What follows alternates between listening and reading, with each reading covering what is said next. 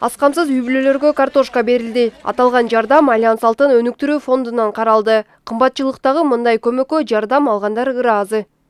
Картошка берип атканына чоң рахмат. Альянс Алтын эмесине чоң ыраазычылык билдирем. И сот работниктерге, мэрияга чоң ыраазычылык берем.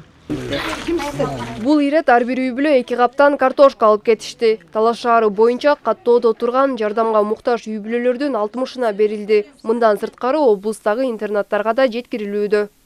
Болуп аткан иш-чара биздин Алтын Альянс өнүктүрүү фонду тарабынан 5 тонна картошка Талаш шаарынын мэриясына түшүрүлүп, бүгүнкү күндө Талаш шаарынын аярлуу катмарларынын арасынан 60 үй бүлөгө таратылып берилип жатат. Бул 60 үй бүлө социалдык коргоо башкармалыгы тарабынан каттоодо турган, алардын ичинен өтө оор кырдаалда деген тандалып алынган 60 үй бүлөнүн бүгүнкү күндө ошол 2 каптан картошка менен каржыланып жатат.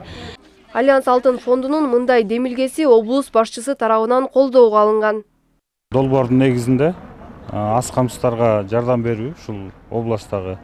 Анан азыркы бул сиздер көрүп турган бул Талаш шаарындагы аз камсыз үй бүлөлөргө таркатылып атат. Бул картошка 5 тонна болду.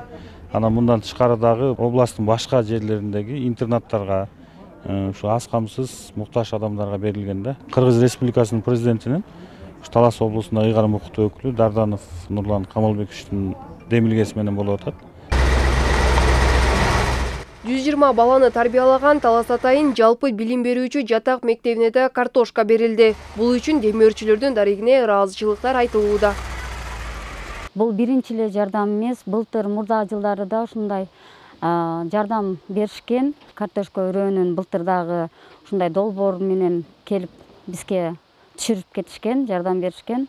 Фонддун долбоору быйыл 3-чү жылы уланууда. Долбоордун жакшы жагы дыйкандар бекер сапаттуу өрөөн алып картошкасын көбөйтүүдө.